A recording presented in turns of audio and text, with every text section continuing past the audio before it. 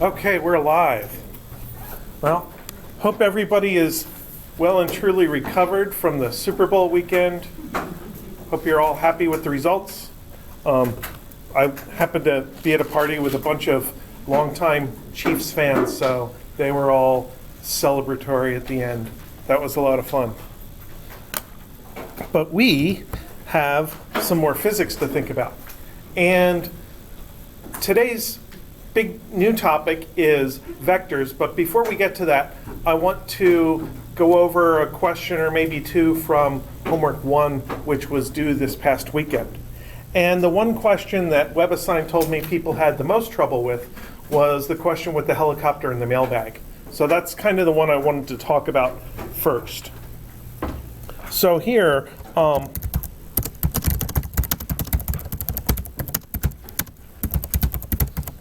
we drop a mailbag from a helicopter which is moving up or moving downward. And the act of dropping something gives that object your velocity.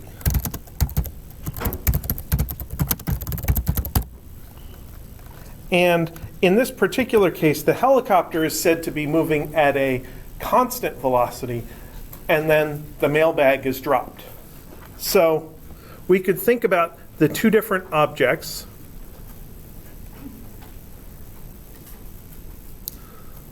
The helicopter, where let's say delta y of the helicopter is equal to v of the helicopter delta t. And then the mailbag, delta y of the mailbag is equal to v mailbag initial delta t plus 1/2 a y delta t squared. So the helicopter just keeps maintaining its constant velocity. It doesn't have a non-zero acceleration, and I'm just not going to put the acceleration in the equation if it's 0. The mailbag is going to have that acceleration. So then what we want to find out is, where'd my mouse go?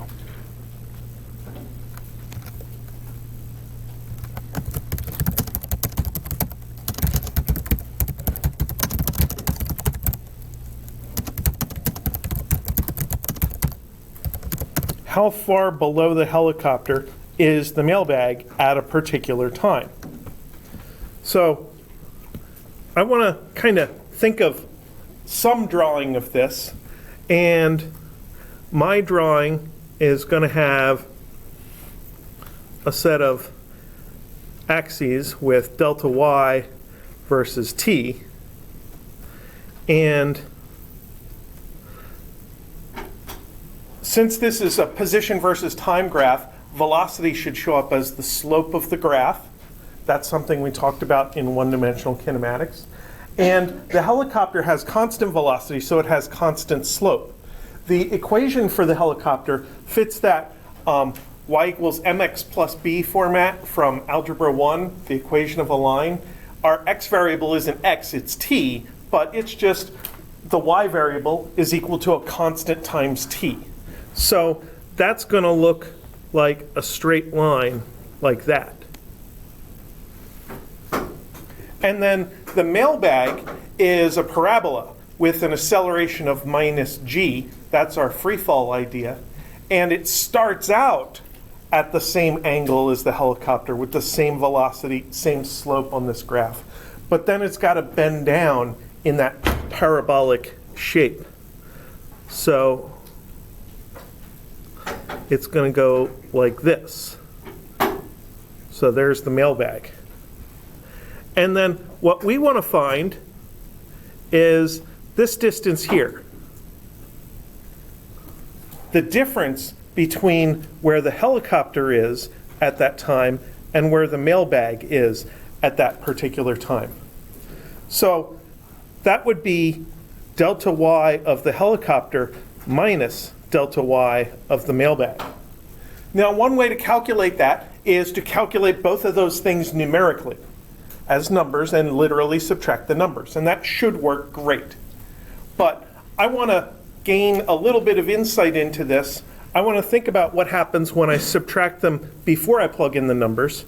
And this is V helicopter T minus, parentheses, V mailbag initial T minus 1/2 G T squared. So I've changed my time variable from delta T to plain T because there's just one time period.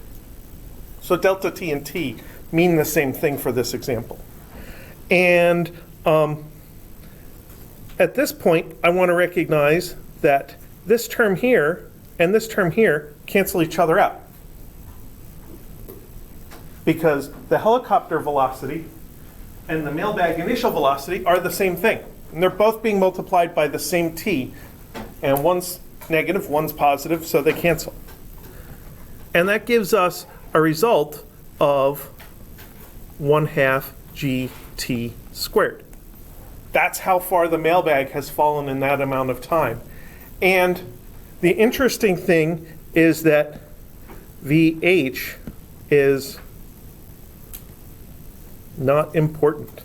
It doesn't matter, because the only part of the math that had the V helicopter in it canceled out. So all you have to do for that part B of that question is calculate how far an object drops in a particular amount of time. And it doesn't matter whether that object drops from something stationary, from rest, or if you're talking about how far it drops from something that's moving, as long as you compare it to the moving thing. So we're comparing the mailbag's motion to the moving helicopter, and that's what made that complication cancel out and disappear.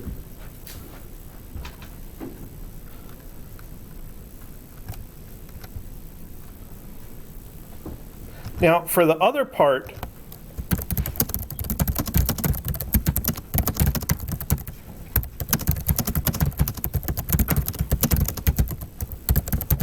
that was the velocity of the mailbag. That was not relative to the helicopter. So for that, we need to think about the fact that delta V in the y direction is A in the y direction delta T. And then I can make each one of these variables more specific. V mailbag minus V mailbag initial is minus G and T. So a delta is calculated by subtracting the two relevant values. The acceleration is minus G, and the delta T is just T. So that's what tells me that to calculate the velocity of the mailbag, I can just calculate it from the initial velocity minus GT.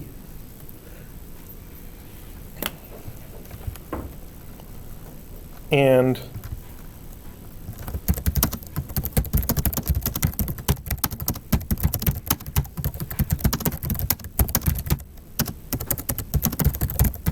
to convert from speed to velocity, as long as you're not talking about average, to convert from velocity to speed, you just take the absolute value. Why is this thing acting weird?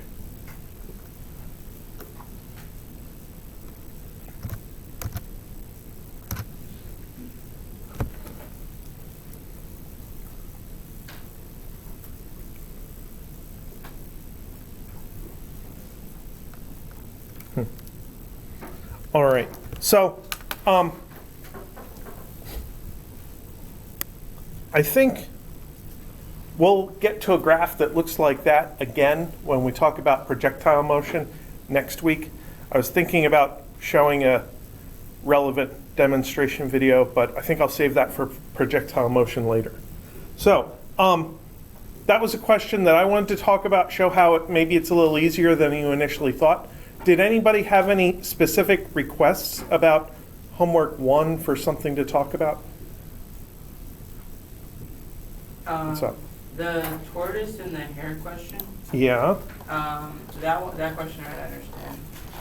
Well, there's a lot of little parts to that question. And I think one of the keys is to break the situation down into stages and think about what each part is asking about. So there's different versions of this depending on which textbook is being used. Okay, you guys have that one.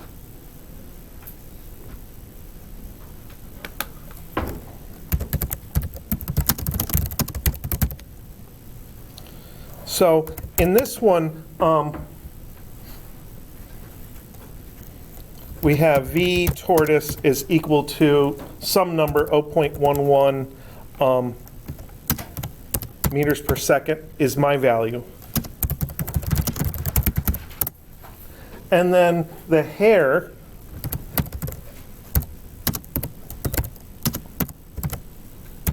is 20 times as fast, which in this case is just 2.2 meters per second. But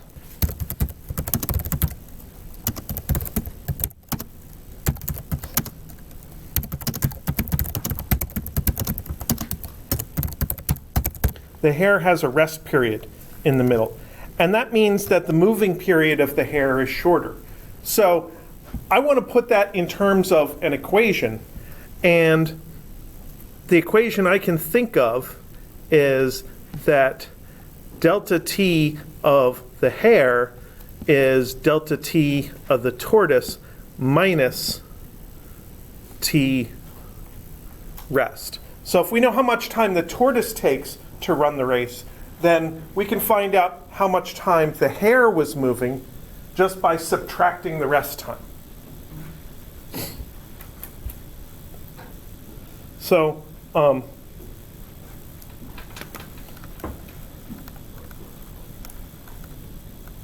there's my mouse.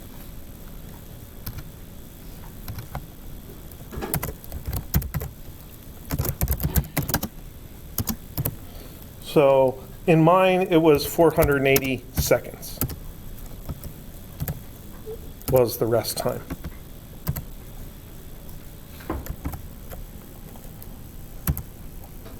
Okay. And then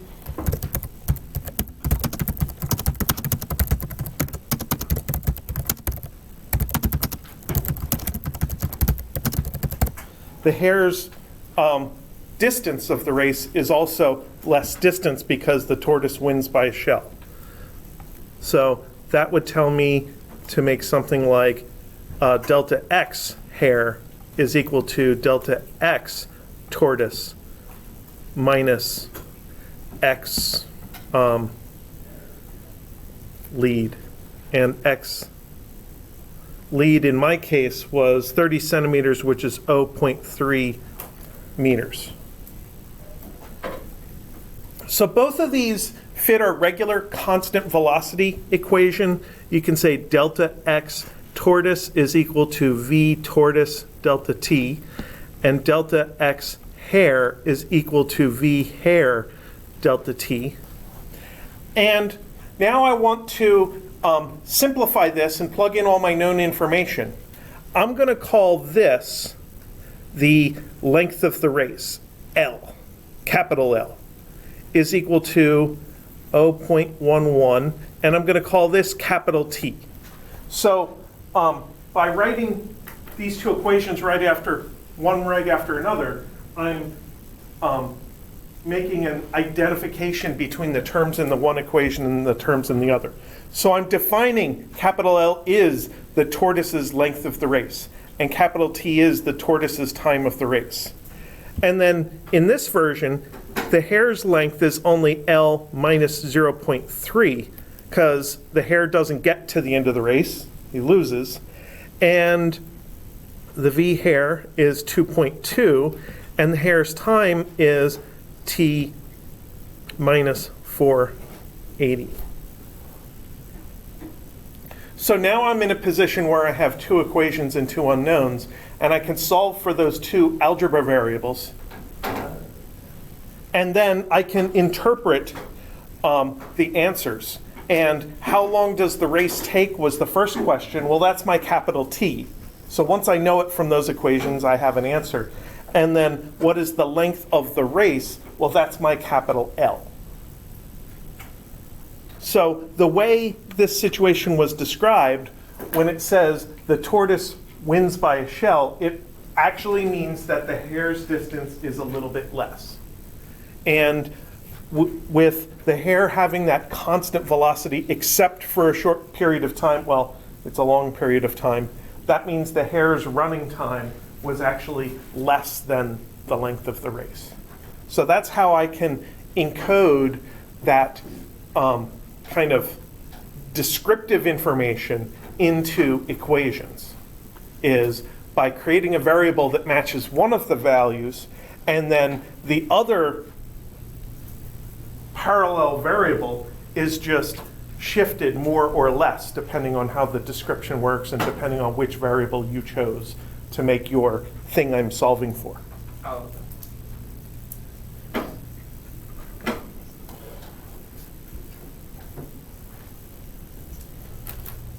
So the other version of it was much more involved and couldn't be done this easily, and I'm glad you guys didn't get that version. Okay, well, if anybody has any other questions about homework 1, I'm happy for you to come to office hours. I was there at 1 o'clock today, as I am every Monday through Thursday, just sitting there listening to music, waiting for people to come in and ask questions. So I don't plan that time to be able to do anything useful. I plan that time to be able to talk to you. So please do visit. Now, we have to talk about the new quantity to deal with, the new kind of quantity. And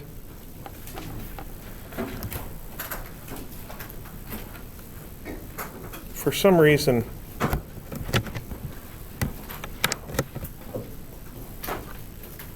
my computer is just misbehaving. There we go. Our new quantity is vectors.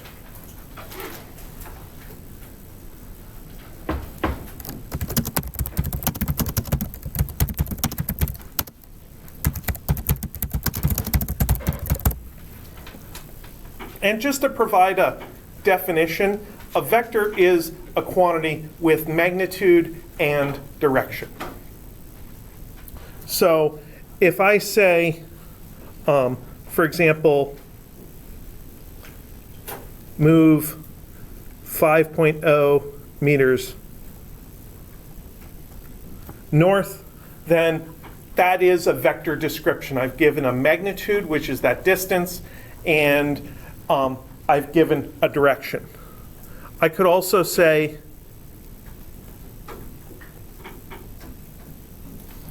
moving at 20 meters per second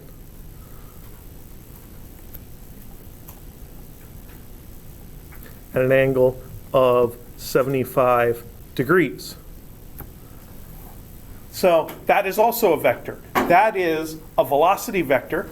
It has a speed in meters per second and a direction.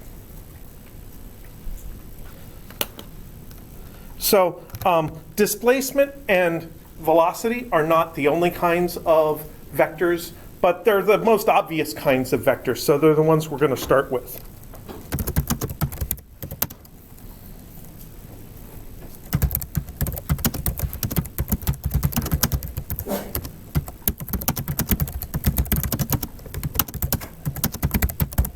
Now, in one dimension, we sort of did deal with vectors a tiny bit. When we do one-dimensional motion and talk about displacement and velocity that can be plus or minus, those are, in a sense, vectors.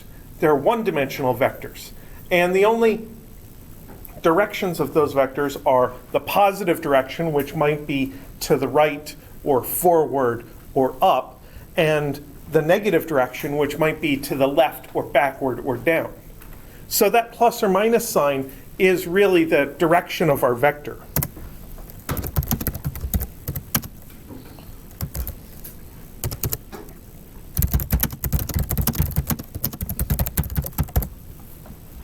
Now in 2D, we have more than two directions.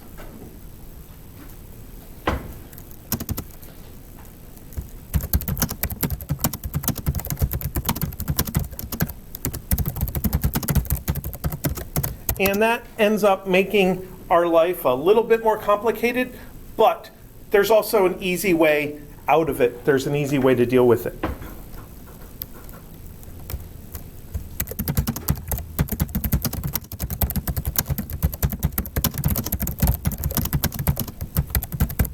So here are our two options for describing vectors. The first way is literally magnitude and direction. So we can give the magnitude as a regular quantity like the 20 meters per second or the 5.0 meters north. Or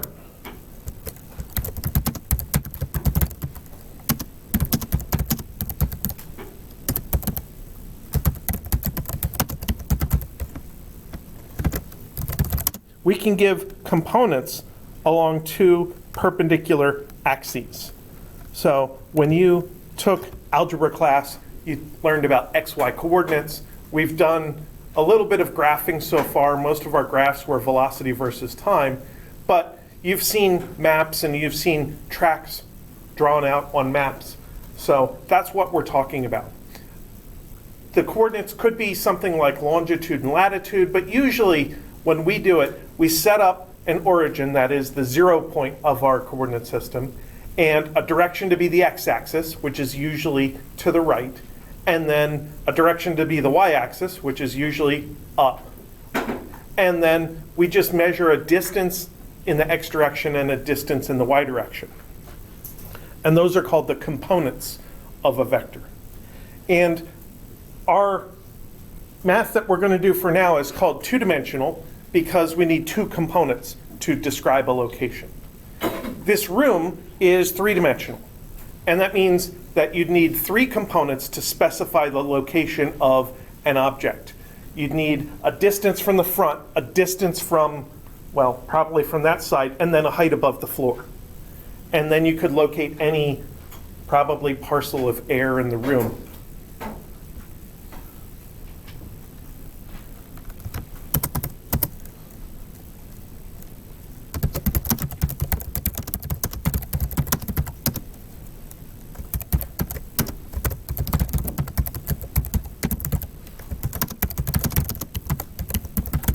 Now, we need to figure out not just an origin of positions, but we need to figure out an origin of angles as well. So our standard for measuring angles is going to be counterclockwise from the x-axis. This is the exact same standard that's used in mathematics when dealing with trigonometry in the unit circle. So hopefully you'll be able to adapt to this and use it. So I might have a point up here, which is point A, and the corresponding vector from the origin makes an angle here, which I might call theta sub A.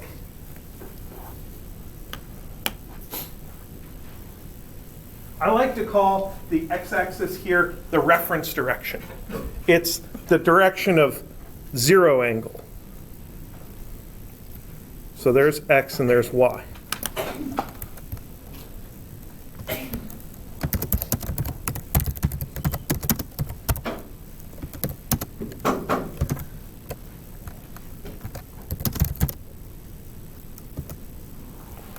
Why does it?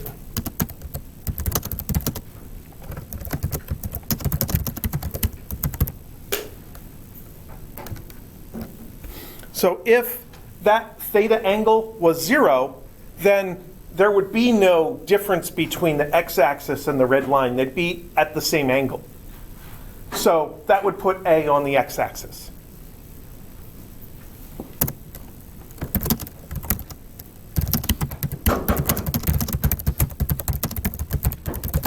So I call that the reference direction for measuring angles. Now, we always measure counterclockwise. So 0 degrees is the x-axis. The line that I drew there is around 30 degrees. 45 is halfway between x and y. 90 degrees is y. 180 is the minus x-axis, and 270 is straight down. It is okay to use negative angles, that's fine. A negative angle just means go the other way. Just like a negative position means go down the axis in the opposite direction, a negative angle means go the other way.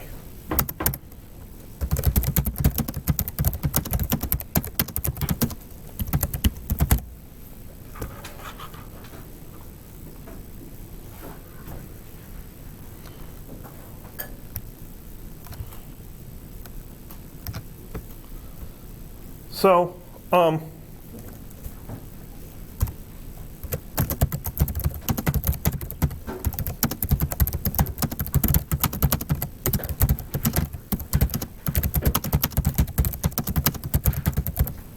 the first kind of vector we deal with are sometimes called position vectors.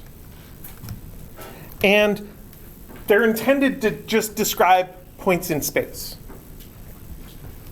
So I might say that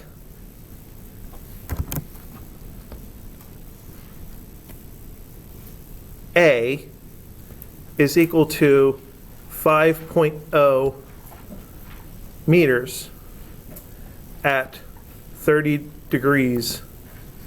And I won't say counterclockwise from the x-axis because that's the standard. That's implied if I don't say anything about the angle. But as you know, that point has xy coordinates on that graph. So we should be able to calculate them. And in order to calculate them, we just have to remember our basic triangle trig.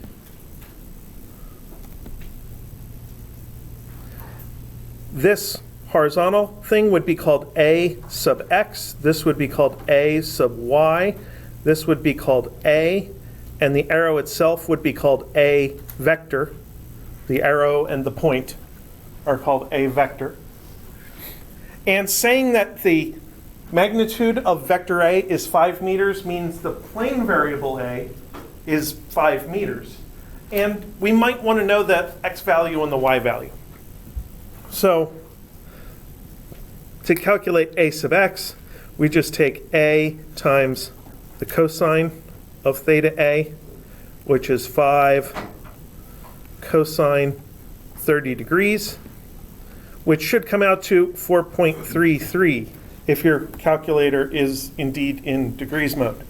That's something you want to check before exam day, that your calculator's in degrees mode. If you don't know any particular trig function values, take the sine or cosine of 90. If it comes out to a nice round number, you're good. If it comes out to a number with 8 decimal places, you're not good. Sine or cosine of 90. So then, if we want the other component, A sub y, that's A sine theta A, which is 5 sine 30 degrees, which is 2.5. And that's in meters, and that's in meters.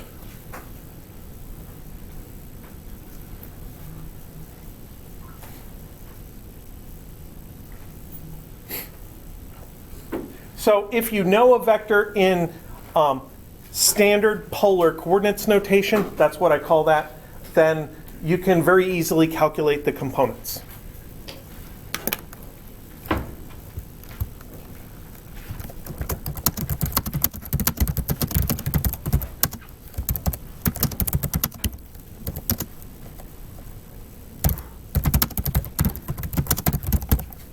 So as long as you know the standard angle, the angle counterclockwise from x, those formulas work great.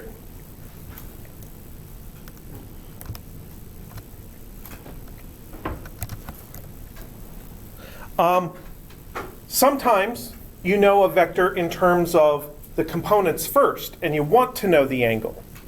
So let's take a look at a different vector and a different point, So here, I'm going to create a point B, which is up there. And I'm going to say B sub x is equal to negative 1.03 meters, and B sub y is equal to 2.82 meters.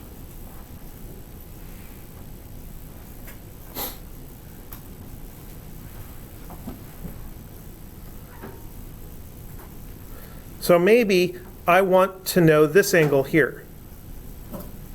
I'm going to call this phi sub b. You can use any Greek letter you want for angles. So the standard first Greek letters to use are theta with the horizontal line through it like I did for A, and phi with the vertical line through it like I'm doing for B. So to find that angle, I need to find a triangle, a right triangle that involves that angle and involves the axes that I know. I know x and y axes. So I'm going to make that triangle there. And I have to make note of, for that angle, B sub y is adjacent. Because that angle is measured between the B vector and the y-axis. So it is the y component of B that is adjacent for the purposes of that particular angle. So when I go to think about, say, the tangent of phi sub b, soka toa, opposite over adjacent, that is b sub x, absolute value, over b sub y, absolute value.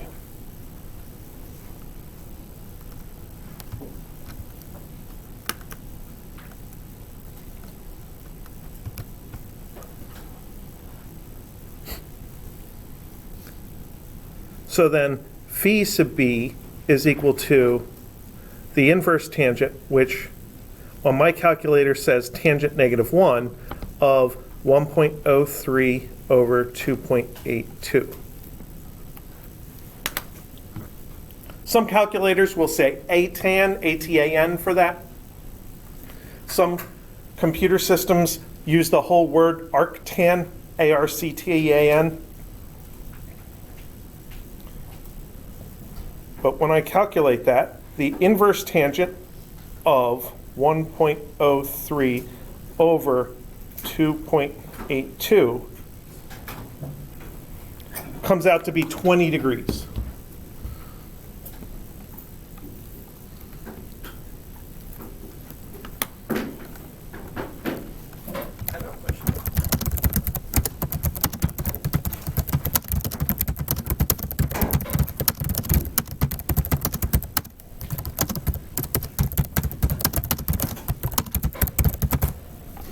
Now, I'll ask you for your question in a second. I just want to finish this thought. I set this up as regular triangle trig, and for actual physical triangles, the sides are always positive, and the angles are always between 0 and 90 degrees. So I used triangle trig here in order to help myself solve for that particular angle in this drawing. Okay, what was your question? So like for the lab class that we had the other day, for the trigonometry portion of like the practice, she had a thing where it was like a tan 2. I didn't know what that was. Let me show you about that in a second. Okay. So,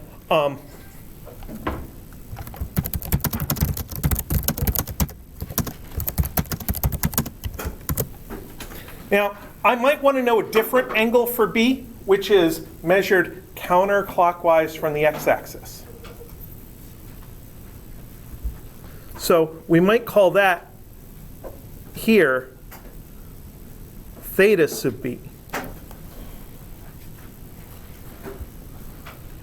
So the phi sub B is like the the little sliver of an angle, 20 degrees up there, but the theta sub b is a much bigger angle, a lot more rotation in there. So can you tell right away how big theta sub b is supposed to be? Yeah. How big? 90 degrees. No, 100. It's 90 and then another 20. So I could concoct an equation that says theta sub b is equal to phi sub b plus 90 degrees, which would make it 110 degrees. So could we calculate theta sub b directly?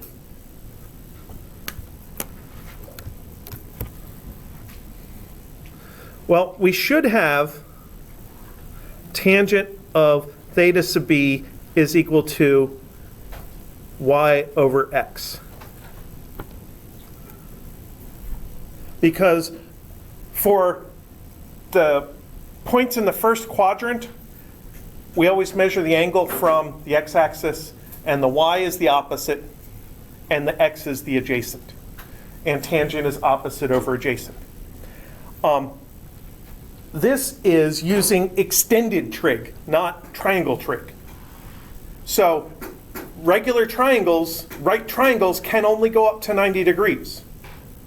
But as it turns out, the sine, cosine, and tangent functions work for all the angles, all the way around the circle.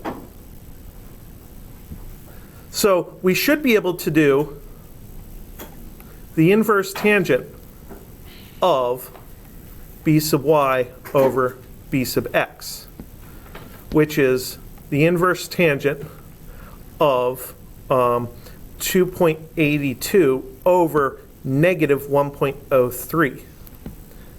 And if you do that, you get minus 70 degrees.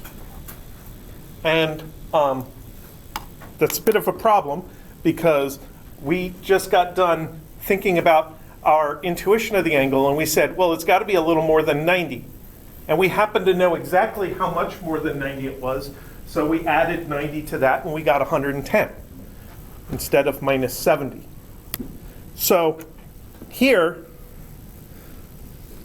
theta sub b is equal to negative 70 degrees plus 180 degrees, which is 110 degrees.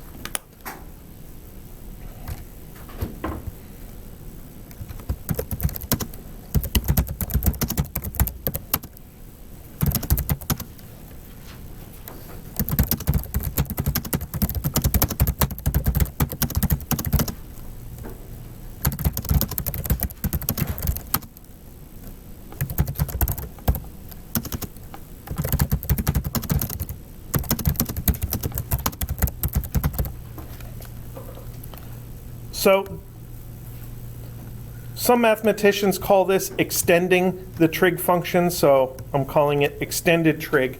And we can deal with negative values of components, and we can deal with angles that are more than 90 degrees, and we can even deal with negative angles.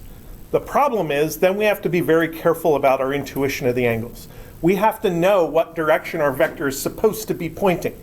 Our b vector was given with a negative x and a positive y component, which means our b vector was pointing up and to the left.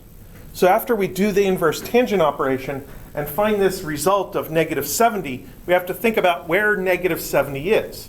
Negative 70 is down from the x-axis, not quite 90, so negative 70 is down and to the right, which is exactly the wrong direction.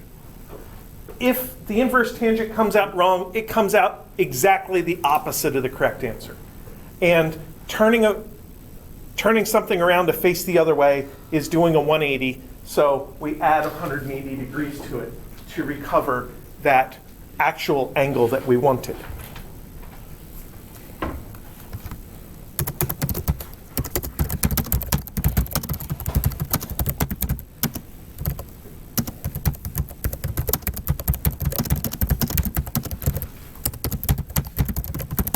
Some computer systems have recognized the difficulty of going back and forth between the rectangular xy coordinates and the polar coordinates, that's magnitude and direction.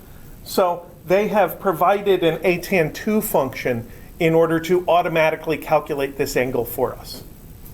And that's what that Excel practice thing was about, is recognizing that Excel has a version of the ATAN2 function. You just have to look up how to use it. I will warn you that all ATAN2 functions want the x and y components with a comma in between them, like you're giving coordinates. But some of them go x comma y and some of them go y comma x. And Excel does one thing, and like Java and JavaScript and Python do the opposite. And I can never remember which is which, so I always have to look up the documentation. So if you're dealing with a computer system, you want to have a search box or the documentation handy so you can get your questions answered quickly.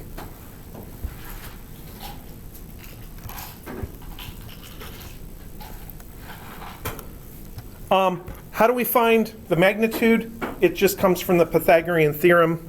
So b is equal to the square root of bx squared plus by squared, which is just the square root of 2.82 squared plus 1.03 squared, which comes out to, I believe, 3.0 meters. I was a little bit casual about which order I put them in because it doesn't matter which way you add things. So I think I've switched my x and y. And I also skipped the minus sign, but I did that deliberately because if you don't skip the minus sign, sometimes you can run into trouble. So if I go over here to a Google window and do the square root of negative 1.03 squared plus 2.82 squared, and don't think about what I'm doing, Google did something terrible to me. It added an extra set of parentheses, but at least it reminded me that it did it. Your calculator will do this without telling you. It squared the 1.03 first and then slapped a minus sign on it. And that will get you into a lot of trouble because you're not always thinking about the fact that you need parentheses in order to square a negative number. So my solution to that is just not type the minus sign so that I don't have to worry about it, because I don't want to put lots of extra parentheses in my calculations.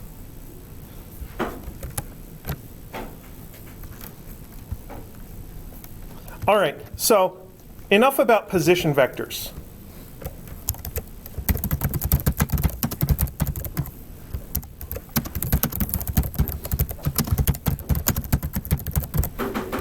The next kind of vector that we dealt with were displacement vectors. So I talked about x values, and then I talked about delta x values. So we have a notation for this. Our book generally calls this a delta r vector. A delta r vector represents a displacement. And if you want to be specific, you can say the delta r from A to B. So then I can draw a set of axes and then put my point A on here, which was over there, and put my point B on here, which is over here. And then I can draw my delta R from A to B. There it is, delta R, AB. And just like with regular numbers, if you want to give the arrow that gets from one number to another on a number line, you just subtract final minus initial. So we subtract our final value, which is vector B, minus our initial vector, which is vector A.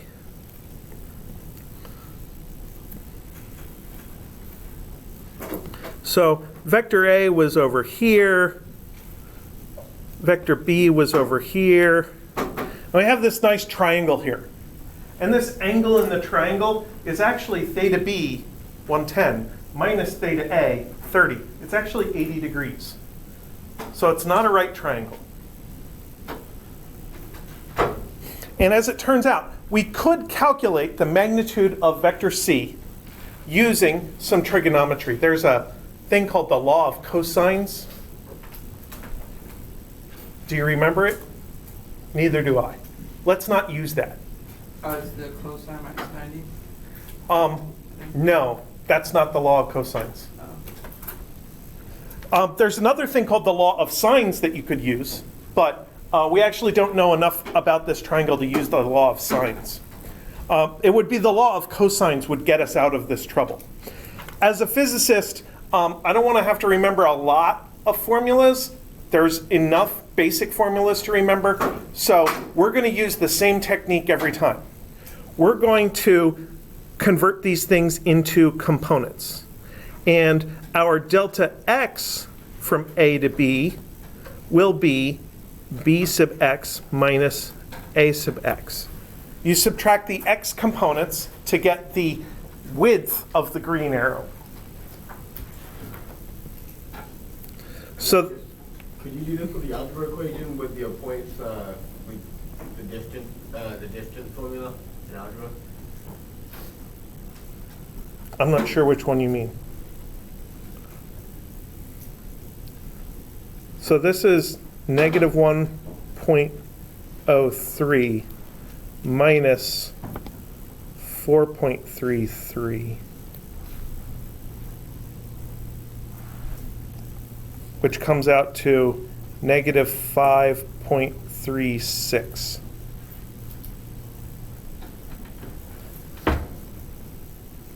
So this was 4.33.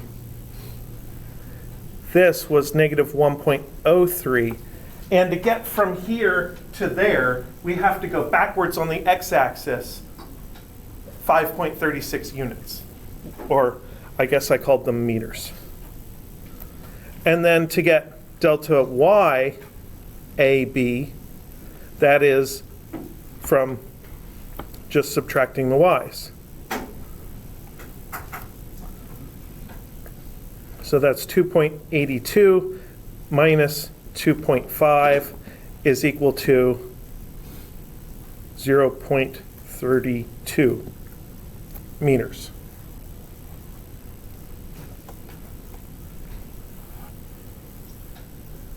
So that gives us what are called the components of the displacement. That gives us how wide this green arrow is and how tall it is. And then from there, we can find the direction and magnitude. So then we can calculate delta r is square root of delta x squared plus delta y squared. Where did you get the 2.82 and the 2.5? I looked them up in my notes. There was the 2.82 was b sub y minus a sub y was 2.5.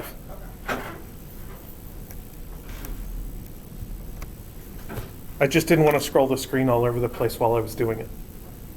And I'm cheating. I have a copy of my notes over on the other computer. So if I put those together, this is square root of 5.36 squared plus 0.32 squared. That is 5.37 meters. As it turns out, the length of the diagonal arrow is not that much longer than its width. And then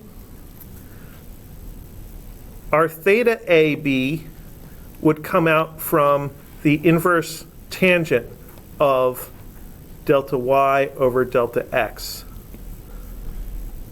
Maybe adding 180 degrees.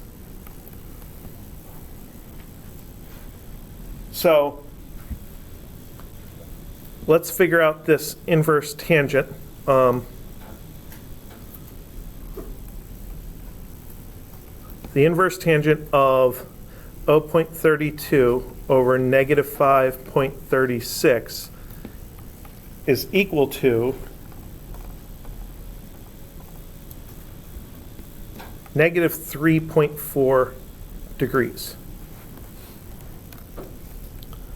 So then we have to stop and think, what direction do we want this green arrow to point? Usually we need a drawing for that. That green arrow points from A to B, which is actually a tiny bit above 180. So it's actually a tiny bit less than 180 degrees, because 0 would be that way, 90, and almost 180. 180 would be to the left. So we have to take that negative 3.4 degrees, and we do have to add the 180.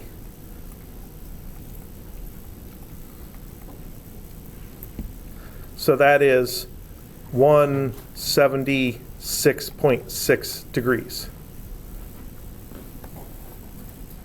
So that is that delta R displacement vector.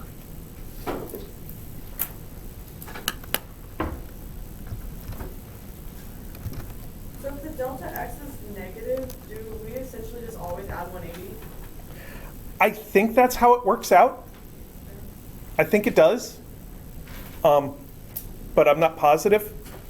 I just always think about it because it's a good idea to keep your head in the situation and have an intuition for what direction things are supposed to point and what an angle of 20 means, what an angle of minus 20 means, so that you can make those adjustments. And then your intuition will also help you catch mistakes before you do too much more work that relies on those numbers, so that you can fix your work before you go too much further. I don't know about you, but I make lots of little math mistakes as I do my work. And usually I try to catch them before I go any further.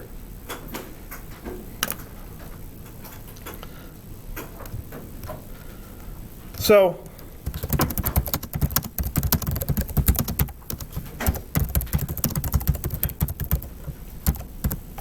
far, what we looked at was called vector subtraction.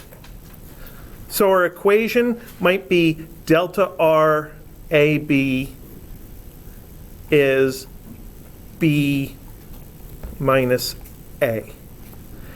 And the picture that goes along with that equation is that you have one vector, A, and you have another vector,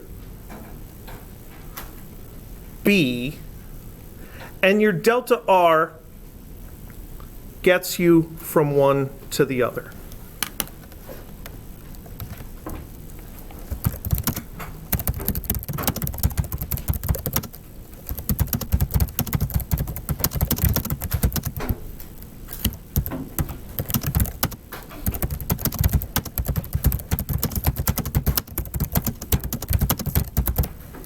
So that subtraction, the difference between them, is that green vector that gets you from one to the other. Of course, we might also want to think about vector addition.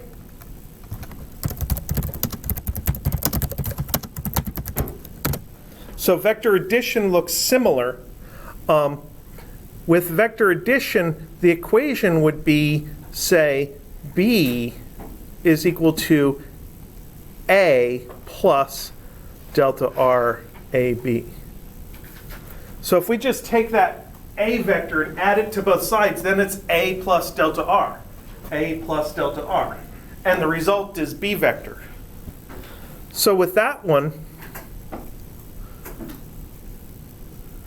we have our coordinate system, and we start with the one known vector, A, and then we add a known displacement from there, delta R AB. And that gives us our new position as a result, which is point B. So with vector addition,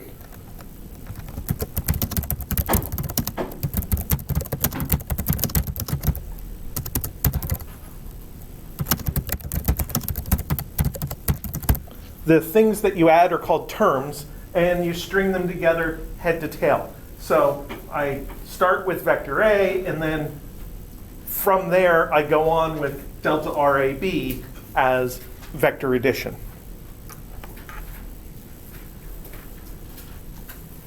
And yes, the same three vectors can be describing an addition or a subtraction depending on whether you add or subtract things from various sides of the equations. So far so good. We have dealt with 2 out of our 3 important vector operations.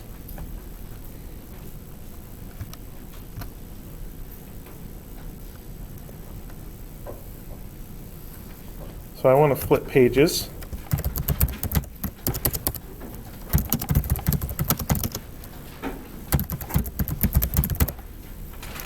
Now we want to deal with velocity vectors and multiplication. After all, the reason that we deal with displacements more than positions is because displacement is directly linked with velocity. And I like things that are directly linked together. I like taking lots of little steps rather than a big complicated step. So our linking equations between velocity and displacement are v is equal to delta r over delta t, or delta r is equal to v delta t.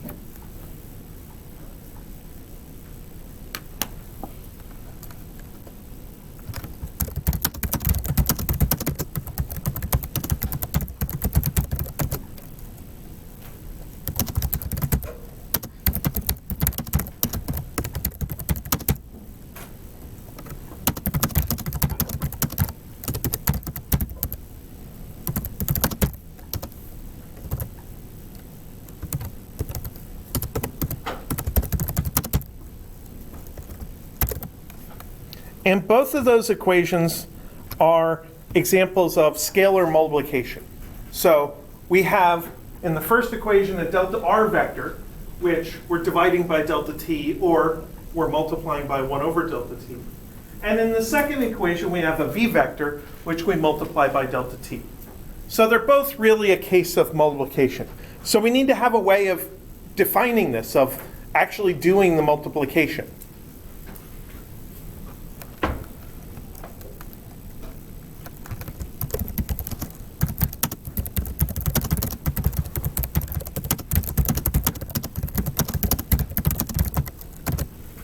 And like with addition and subtraction, there are 3 ways of doing this. There's a graphical method.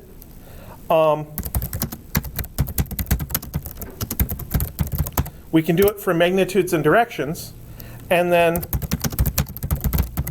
we can do it from components. Now, like with addition and subtraction, the easiest way to do it is with components. So I want to deal with that first.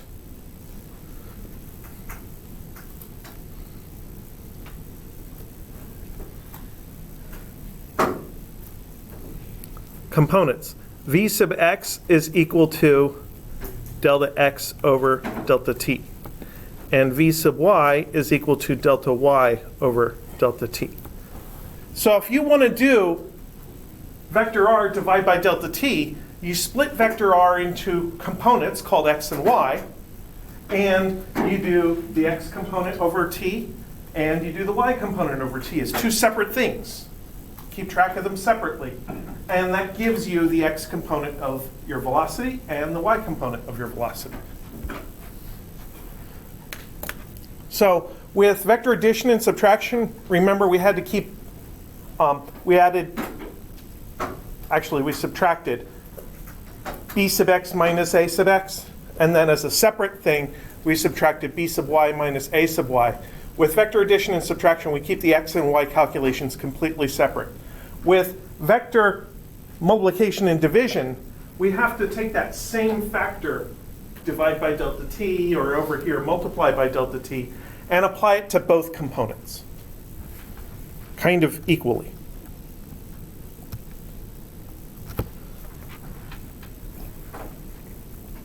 So as an example,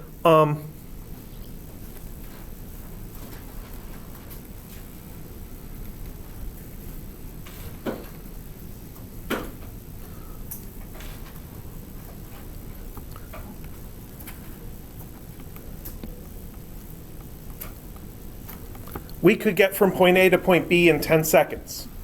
And in that case, v sub x would be delta x AB over delta t.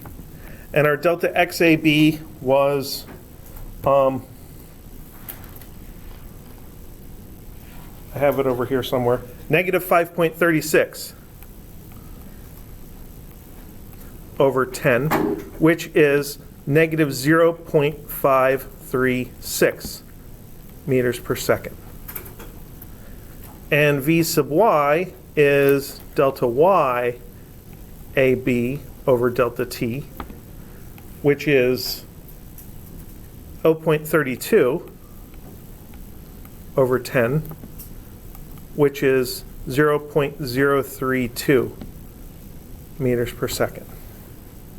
So velocity vectors also have x and y components like this, and we can calculate them by doing kind of separate x and y equations. Just remember that time is shared by both directions. There's only one clock. And then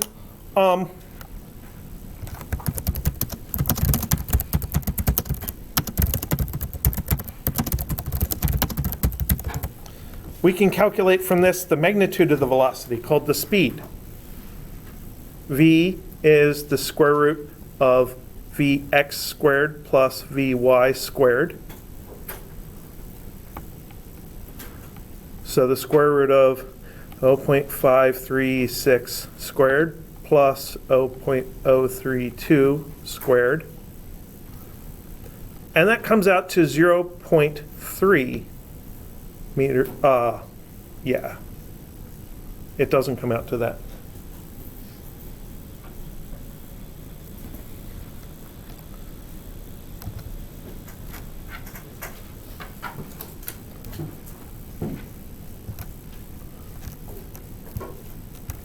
It comes out to 0.537 meters per second.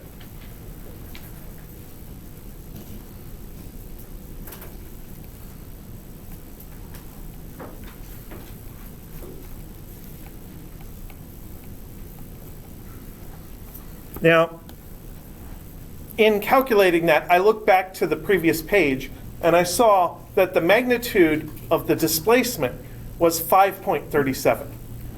And now the magnitude of the velocity is 0.537. It's the exact same scaling factor. The same scaling factor that applied to the components to get from 0.32 to 0.032 applies to the magnitude to get from 5.37 to 0.537. So that gives us another way of calculating the result of this scalar multiplication.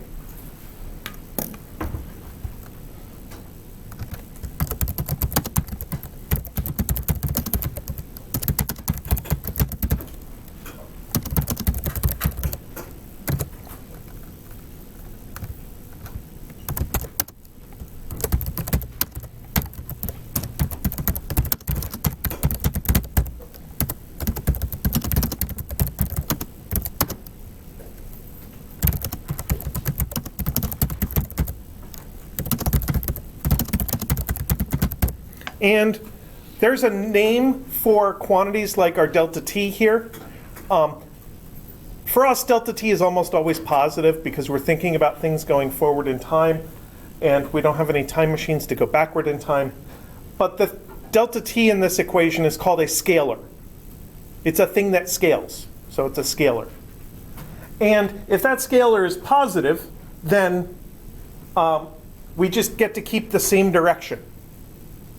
So when we knew the direction of the displacement, we also know the direction of the velocity that goes with that displacement.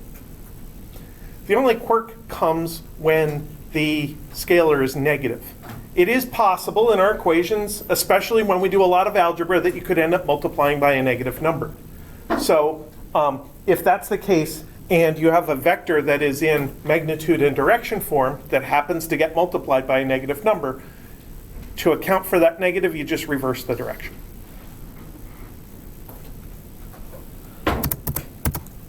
So now we've covered our most basic vector algebra. And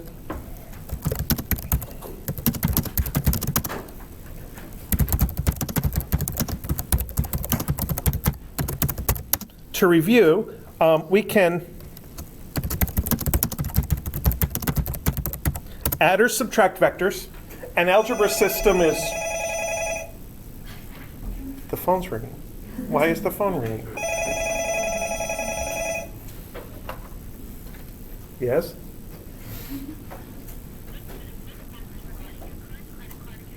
Oh, my credit card is overdue. They want to lower my interest rates. Wait, that's weird. How'd they get to the school phone? What the hell? I know, that is weird. It's almost like they don't actually know you when they call you.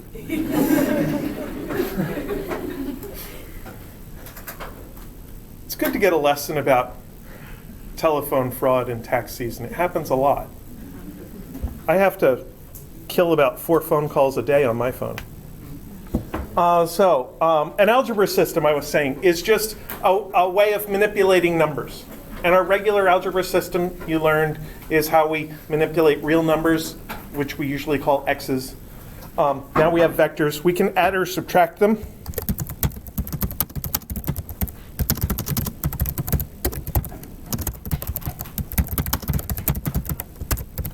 Including, and we can multiply or divide them by scalars, including negatives. What can't we do?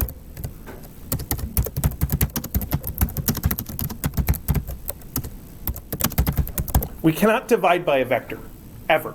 That's just not a thing. That doesn't fit into any mathematical systems. It doesn't produce results that are useful, so we just don't do that.